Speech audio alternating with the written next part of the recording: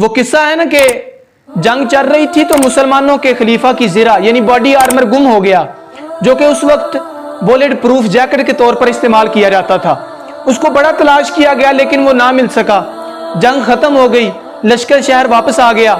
شہر واپس پہنچ کر خلیفہ نے وہ اپنی زرہ ایک یہودی کے پاس دیکھی تو اس سے کہا کہ یہ زرہ میری ہے، میں نے نہ تجھے تحفہ کی ہے اور نہ ہی تجھے بیچی ہے۔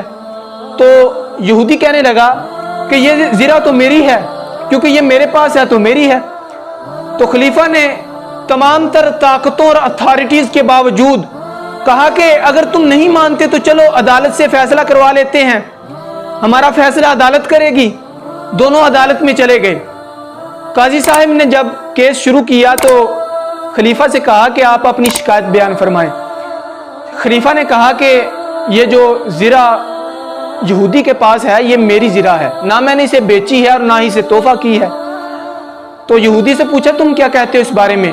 یہودی کہنے لگا یہ زرہ تو میری ہے، کیونکہ میرے قبضے میں ہے تو میری ہے۔ تو قاضی صاحب نے خلیفہ سے کہا کہ آپ کے پاس کوئی اس کا ایویڈنس یا وٹنس ہے؟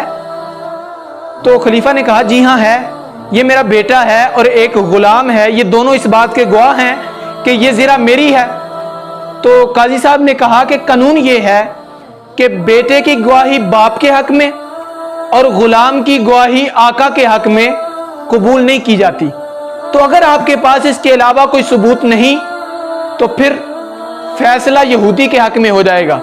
تو یہودی نے جب یہ بات سنی تو حیران ہو کے کہنے لگا کہ قاضی صاحب نے وقت کے خلیفہ کے خلاف اور ایک عام شخص کے حق میں فیصلہ کر دیا۔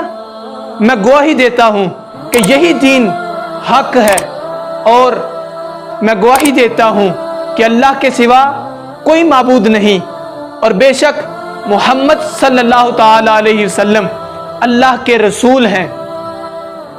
اور یہ لیجیے اپنی زرہ، یہ میری تھی ہی نہیں۔ تو خلیفہ اس کے اسلام لانے پر اتنا خوش ہوئے کہ انہوں نے وہ زرہ اور ایک مزید گھوڑا اس شخص کو تحفے میں دے دیا۔